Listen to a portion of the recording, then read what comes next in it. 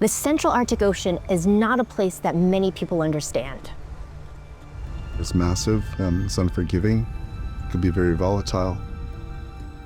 It is remote, it is harsh, there's no infrastructure around. The charismatic feature there is sea ice. It is the barrier that changes the way sunlight penetrates ice and into the upper ocean, which is where all those little organisms are living. And those little organisms are the food for fish, that are then the food for seals, that are then the food for polar bears and whales. The Central Arctic Ocean is connected to the rest of the world in many ways. One of them is water flow. The ice coming out of the Central Arctic Ocean then melts in the North Atlantic, and this helps drive circulation of the world's oceans. If you think about all of the ice around the North Pole as this refrigeration unit for the planet, then what you can imagine is that the loss of that sea ice has implications for all of us.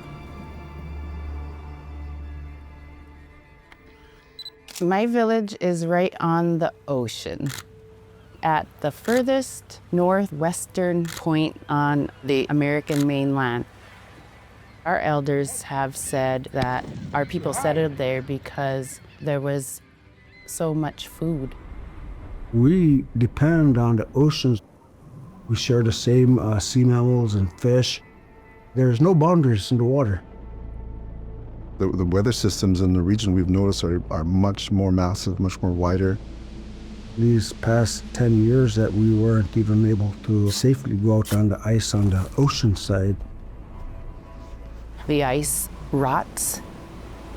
When it moves north, it doesn't come back as often, and so hunters are having to go further out to hunt, which makes it more dangerous for them.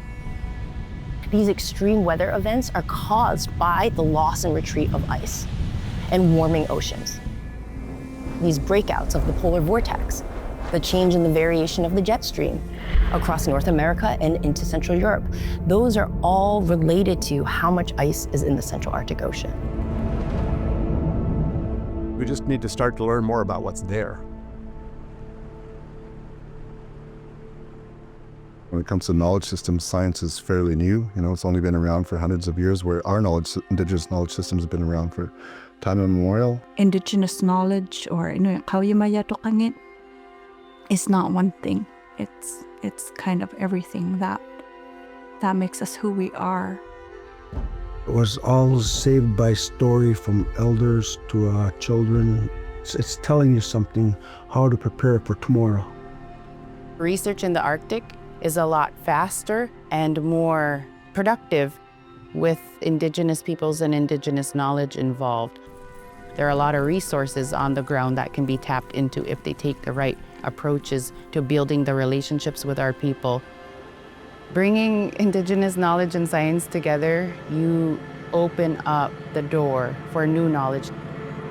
There is also interest in this region in other things like commercial shipping, potentially deep sea mining. We're a very long way away from understanding that ecosystem well enough to manage any of those kind of activities effectively. The only sensible approach is to be very, very cautious, to minimize the effects of human activity. So the Central Arctic Ocean Fisheries Agreement is a great example. We agree that we would take a precautionary approach that was science-based. The agreement is something that we absolutely needed. The Central Arctic Ocean Fisheries Agreement is a success story. It allows for the co-production of knowledge of both science and research and Indigenous knowledge to come together so that the best of both worlds can help to design what industry will look like. That marriage is helping us forge what I think is going to be a new paradigm for the way fisheries are looked at, maybe around the world, but certainly in the Arctic. Science should be open. It should be something that we can bring everyone into. The Indigenous communities and knowledge holders who have lived all around the Arctic for thousands and thousands of years, who have been not studying, but being a part of this really amazing ecosystem. The best solutions come from bringing the best minds together. There was no way that Inuit or other indigenous people, for that matter, would have survived if they did not have community-minded approach towards families, harvesting, supporting one another, raising children together.